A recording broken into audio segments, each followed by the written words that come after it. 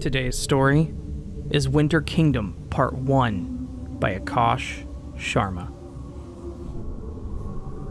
Once upon a time, in a cold, dark land, there was a king who lived on tall mountains of ice. A king without a castle, who sat on a throne of blood and skin. From the top of his mountain, he watched over his kingdom of skeletons, roaring loudly for his subject skeletons on the arrival of winter, cautioning them of the impending icy winds. The skeleton kingdom was home to all kinds of skeletons. Tall skeletons, short skeletons, fat skeletons, and thin skeletons. Old skeletons and younger, fresher skeletons. When they were old enough, a skeleton started to grow skin, or had blood flowing through its body. Every time that happened, they would go to the king and bow in front of him. "My lord of flesh and blood," a skeleton would say, "here I give to you a humble offering so you may make it one with your throne." And with that, the skeleton would offer the king all of the flesh and blood it had, and the king would find a place for it on his throne. Every day, offers were made, and the throne grew bigger and bigger, taller and taller, fatter and fatter, and the king went up higher and higher. More and more skeletons would come in every day and every night, and they would keep giving more and more flesh and blood to the king's chair.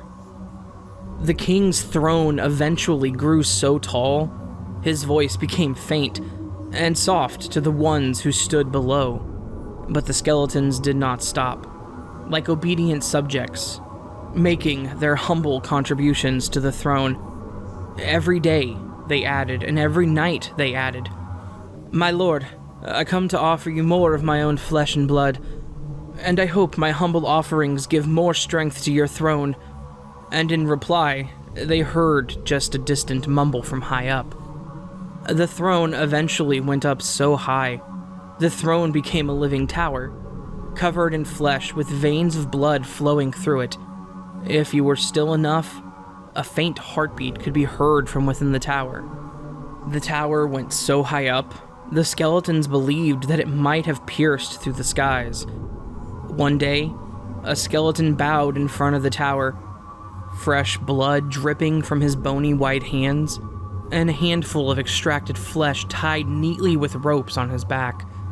After his words of offering, he stood up waiting for the king's reply, and he waited and waited. Not a sound. He said his words a second time, and he was yet again met with silence. And then he looked up. The vast throne he and his fellow skeletons had built, and on top of it he froze. He could no longer locate the top. He felt like a sailor on a boat, trapped in the still windlessness of the ocean of time. A few moments felt like ages in this uncertain stillness he found himself in. And then, like a gentle breeze, a hopeful wind, his skull was kissed by dropping snow.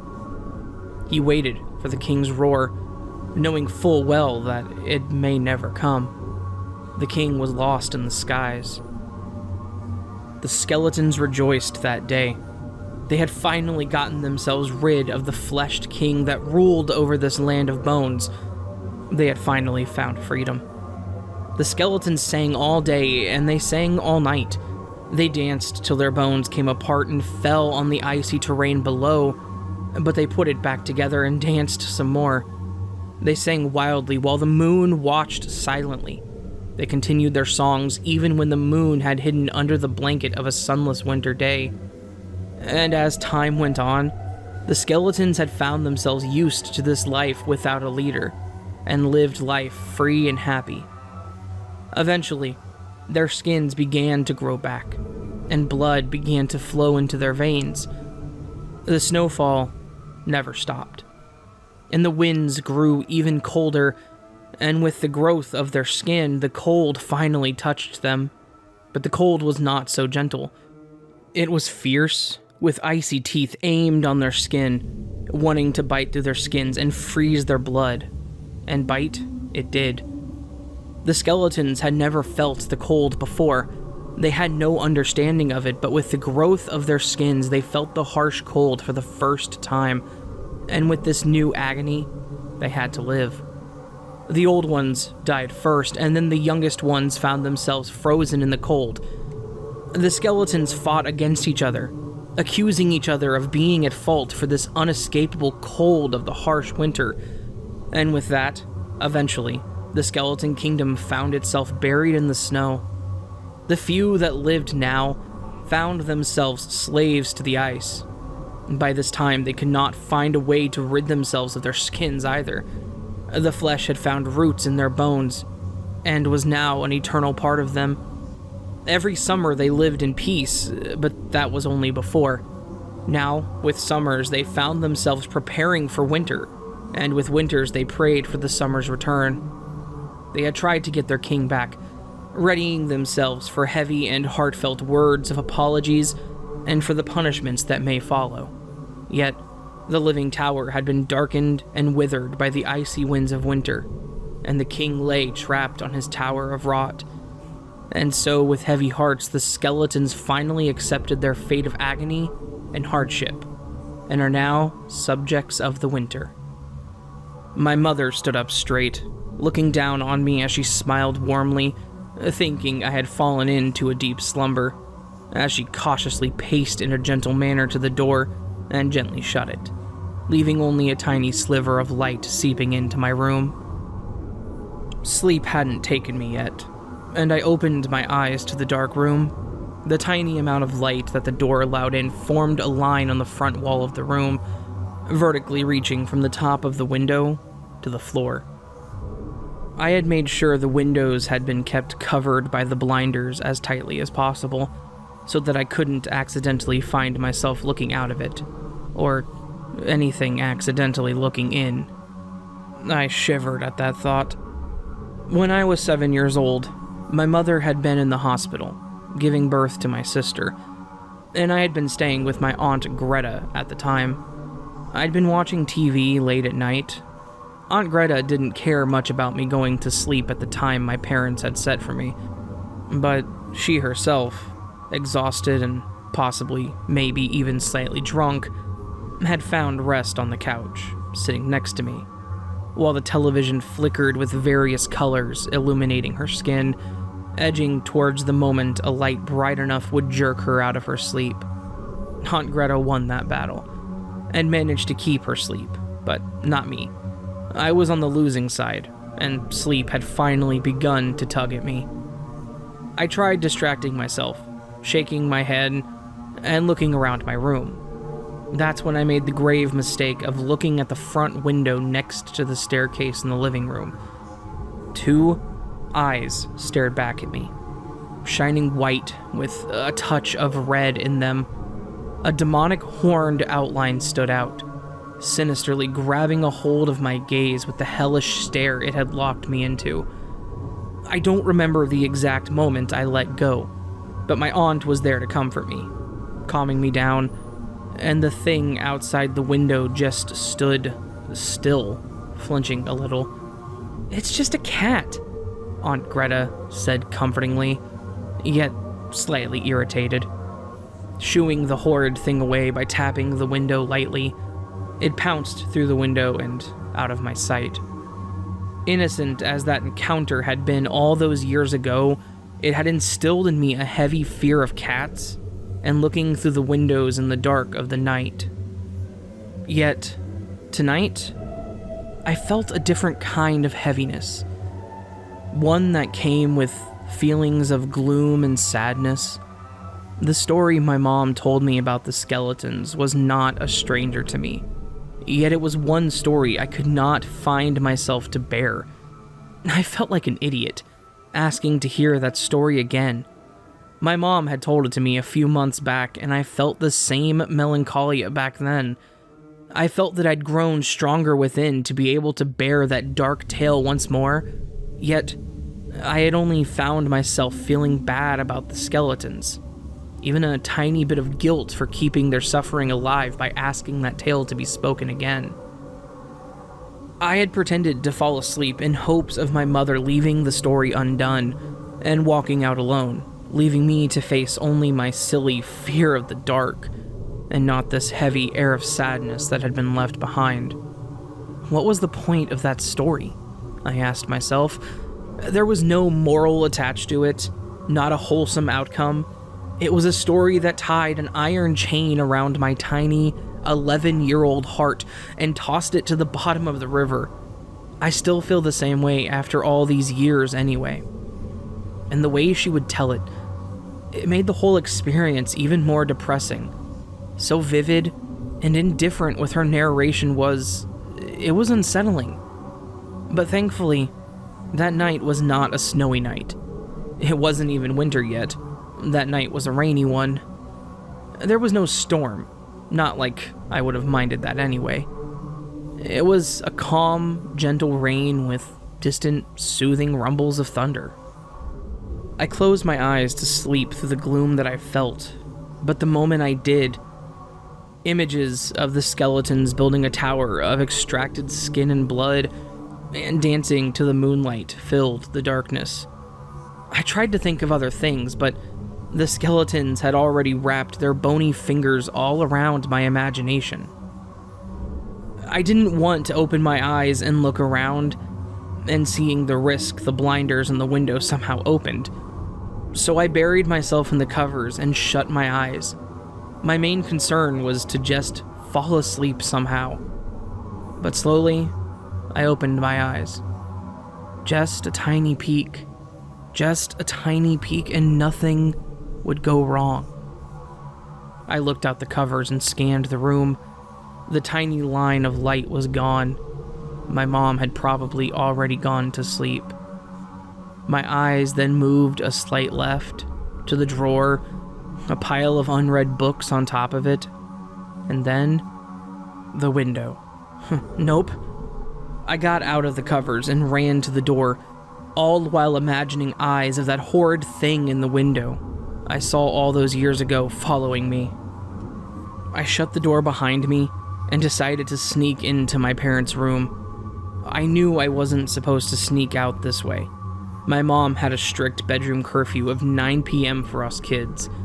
Of course, she would send us to bed earlier, but it was pretty clear she did not want us out of our rooms after 9. But tonight, she had told me that story again, and hearing that led to a series of events that had led me to lose all of my bravery. The rain did provide some comfort to me, calming and soft as it was. I still dared not look at any windows of the hall. Shielding half of my field of vision by cupping my palm around my right eye, I went across the hall, the faint creaks of the wooden flooring making me painfully aware of my loneliness in the now dark hallway. There was a corner up front, the left of which were some stairs leading down to the living room, and to the right of the corner, in a distance worth just a few tiny steps, was a turn, which led to the door to my parents' room and the bathroom. Now here, I stood still for a moment. I was trying to peek into the corner and at the same time, trying to focus elsewhere. If I wasn't fast enough, something would come out of that corner and grab me. There was so much darkness in that corner, it almost looked like a dark cloaked man sat there, concealing himself into that place with slow and even breaths. The dark cloaked man breathed the light in and exhaled the dark. He was darkness itself. If I wasn't quick enough, he would grab me with those long tendrils of his and swallow me whole. A rumble of thunder came, but not before a flash of lightning, lifting the veil of dark from that corner, revealing absolutely nothing. No cloaked men, no skeletons. But as soon as the light went away, I saw something there. It was just for a tiny moment, but I swear I saw a big, crawling mass of darkness. It was alive and moving with thousands or millions of appendages, tendrils, or even legs, like a spider or a squid, or some grotesque insect from the deep. And when the thunder followed this time, it didn't feel like the soothing, calming touch of my mother's hand either. Rather, it felt like a witch's cackle, loud and hideous. piercing my soul and getting even closer, a cackle from the depths of a throat with crawling maggots and rotting skin. I bolted as fast as I could, almost tripping over my own feet, and somehow I reached the room and burst right through it. It was unlocked, and there I looked around in the dark, scanning frantically for my mother's presence. And there, standing in the dark in front of the mirror, stood someone. Hoping it was my mother, I tried to make out its features, but my heart was also infested with fear, and I could feel it clawing at my chest, pleading to be let out. It was as tall as my mother, and was built like a woman. Yes, it was naked. I could make out the outline of the bare sagging breast, and lightning struck again, this time bringing light to the entire room, and the thunder screamed, a blood-curdling scream, as I saw the figure for what it was. The wrinkled, leathery, and aged skin, along with a barren scalp, its lip twisted and the jaws shut so closely, indicating a lack of teeth. The naked woman opened her mouth to say a few words, but I felt the world go dim around me, with a bright flash of light before I was plunged into complete darkness. Danny? Dan? Yeah, he's opening his eyes. The sound of my dad's voice was the rope I pulled on to come out of my darkness, and I woke up with a jump. My mother came up to the bed and wrapped her arms around me. "I was so worried about you," she said. "How are you feeling, baby?" Her arms around mine, I checked her for wrinkles, and suddenly, feeling a bit stupid, I turned a bit red. My dad let out a laugh and punched me in the arm softly and stood up, rubbing his bald head. "I told you he's a strong one, aren't you?" I gave a hesitant nod. My mother put her hands on my shoulders, sat back, and looked me in the eye. "Now, tell me what happened, child, and tell me everything. It's all right, baby. Mommy and Daddy are here." I misliked the way she seemed to baby me, and I didn't think to complain. I looked at the window. The sun was rising up, and the sky seemed clear. Well, I remembered what I saw that night before. The crawling mass of darkness and the naked old lady. It's silly now that I think of it, but at the time I was too embarrassed to tell my parents that I saw a naked old woman in our house. I just had a bad dream and I got scared. My mom stood up, telling me words of comfort that were meaningless to me, and walked out, holding my sister's hand and walking out of the room downstairs. "Dad?" I told my dad as he came to sit down next to me. "I think I want to sleep for a bit." My dad nodded. "Do you want Mom?" he asked. I refused and shut my eyes. I was too sleepy to care or to think much. I brushed the old lady off as a bad dream and nothing more during the day. At night, as much as I didn't want to, I believed with all certainty that it was real. Our house was haunted by an old lady's ghost. I'd been sleepless the first few nights, and even though I had Mom next to me for 3 days, I kept a lookout at times, peeking out the sheets to see if the old lady had come back, making sure the blinds were shut first, but I didn't see her.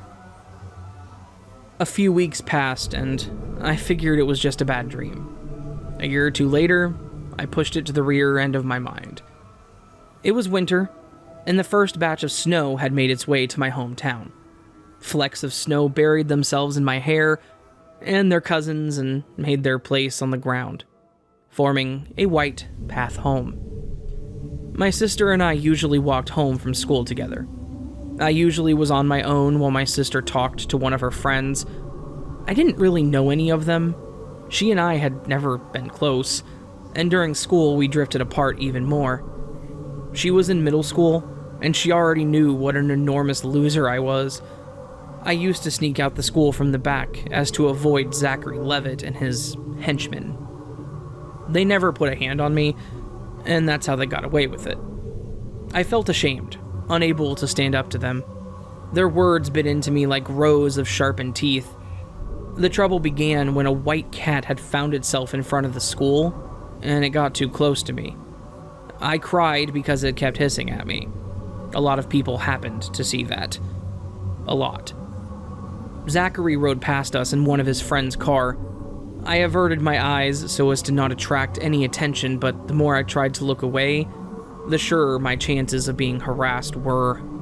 One of them poked their head out the window, making a hissing sound. And that wasn't so bad. But then I saw my sister and her friend turn back to look at me, and they chuckled a bit. That hurt me even worse. That encouraged them even more. They slowed the car a bit, and now all of them started meowing and hissing at me while my sister and her friend looked straight ahead, probably trying to conceal their broad grins. In my mind, I hid in a shell like a turtle, only hearing faint echoes of their taunts.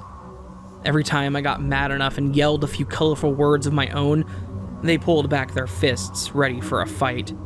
And the scrawny, skinny kid I was, I thought it was wiser to back away. I never cried myself to sleep. I didn't even think about it all that much, to be honest. It had become such a normal occurrence that I didn't feel much about it. At night, I stayed awake, staring up to the ceiling. The only source of light in the room was the tiny sliver that creeped in from the outside, as my mom stayed up much later. The blinds, as usual, had to remain shut. My fear of cats and windows were the only two things that I carried, other than my shame and constant feeling of emptiness. I didn't care that I didn't have many friends, nor did I care much about school or anything. What I cared about was seeing through this gloomy fog that surrounded me. The sound of my door creaking open made me sit up. "Happy birthday to you," my mom sang, holding up a metal tray. My sister and my dad followed behind, turning the lights on, and my mom sat in front of me on the bed, placing a tiny chocolate cupcake with a skinny red candle on it right next to me. I looked at the clock. It had struck 12. I put on a smile and accepted my mom's embrace. I still remember it vividly. She wore no perfume, yet she had a soothing, motherly scent to her. Her arms were skinny, and yet she had a firm hold of me. The fabric of her sleeves felt slightly rough on my neck, but I didn't care.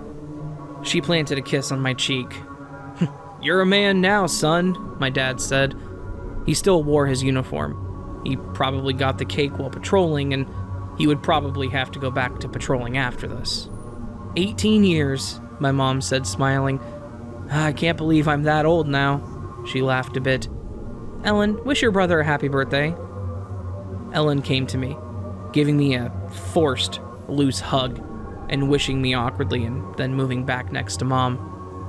"You know the rules. You get the big cake tomorrow, and the gifts, too," Mom said. "Well," Dad cut in, adding to this playful act they put up, "maybe except this."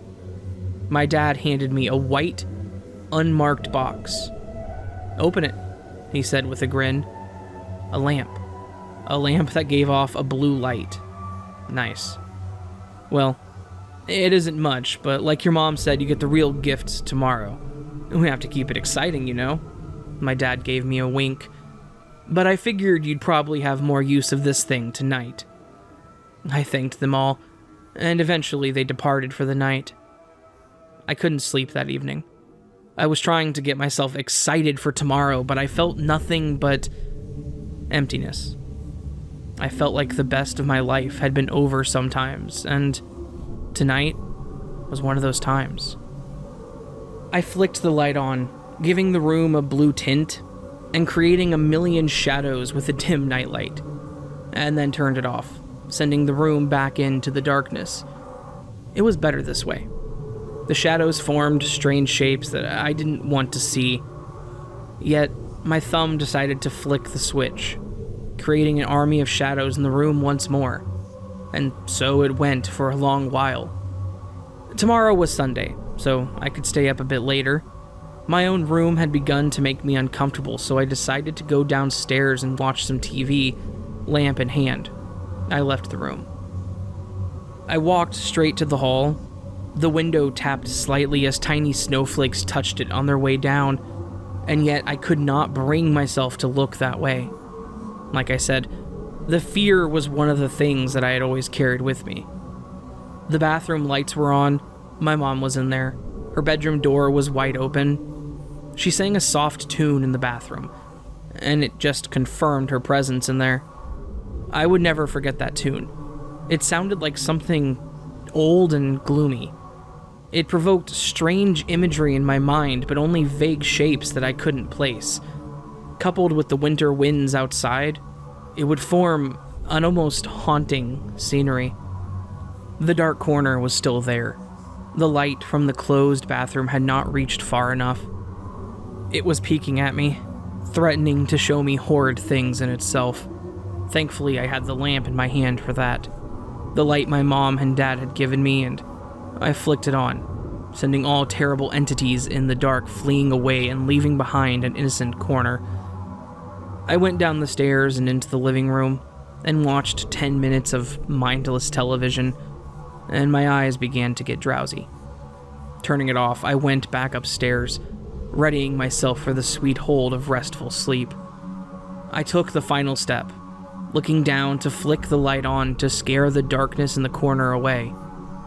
And when I did, the blue light fell on the aged and wrinkled skin of a naked old woman. I froze in fear. The light held still in my hands. The woman walked straight past my parents' bedroom, which was still wide open and in complete darkness, and to the bathroom. I heard no singing from my mother, no sound at all except the splashing of water. I stood there frozen. Blue light my only company, while that thing went inside with my mother. The splashing grew intense, and yet all I could do was stand still, my eyes wide open and my jaw clung tightly together. I was afraid, but so afraid that I didn't feel it. I became it. My body had forgotten its own self and decided to accept whatever horrid end awaited it. Splash, splash, I pictured nothing. It was just the splashing of water to me, nothing more. But I knew there was something far more sinister at hand. I awaited my consciousness to leave and go far away from me, and yet it stayed with me, holding my head firmly and making me experience this dreadful reality. The light of the corner eventually faded, and I remember watching my dad banging at the bathroom door while my sister stood crying in the corner. My dad yelled too, but they were distant and faint to me. I was trapped within my own shell of fear. My dad kicked down the door, and there we found her. She lay still in the bathtub, just a sack of pruned meat and not the person I remember as my mother. Just flesh and bones.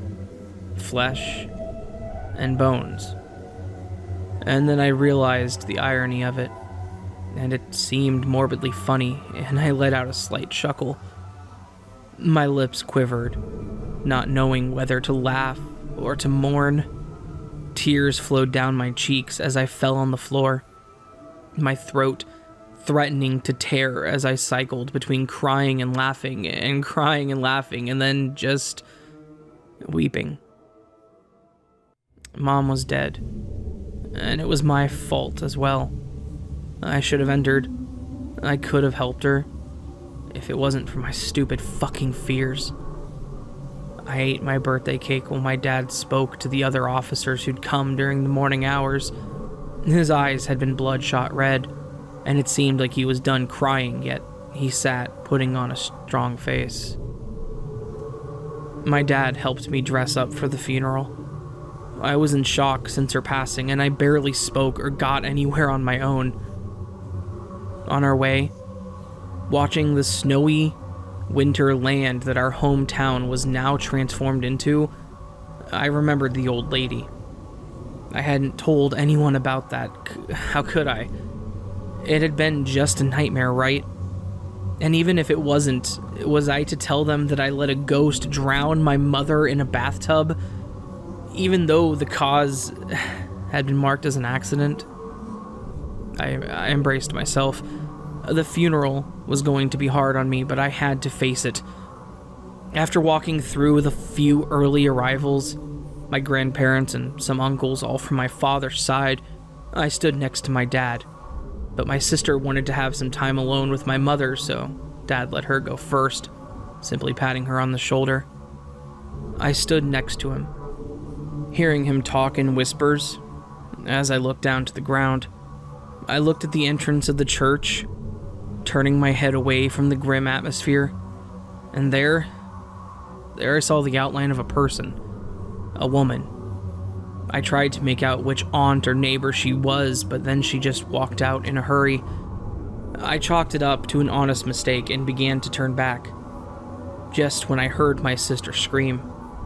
I froze up for a moment, but I decided to fight through this time, following after my dad and his elder brother as they ran into the room. My uncle reached first, and I slowed my pace, seeing that she was okay. She knelt down to my sister and exchanged a few words, before she pointed at my mother's casket. She stood up abruptly as she saw within and shielded my sister's eyes as well. My dad looked into it and gasped, covering his mouth with roughened hands, and turned away. My stomach began to drop. As I got closer, expecting the worst, I looked within. She was completely naked. The dark gown she was supposed to be clad in was gone. A large cut had been made in her back, and blood.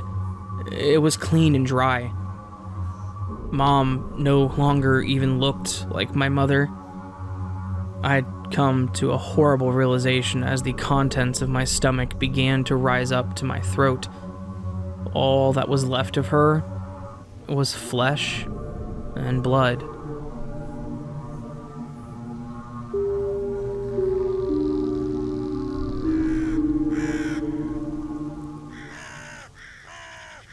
So that, my friends, was once again Winter Kingdom Part 1 by Aakash Sharma.